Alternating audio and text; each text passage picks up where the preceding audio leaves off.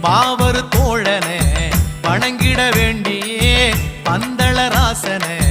பார்த்திட வேண்டியே கால அதிகால நல்ல கார்த்திகையில் நாங்களே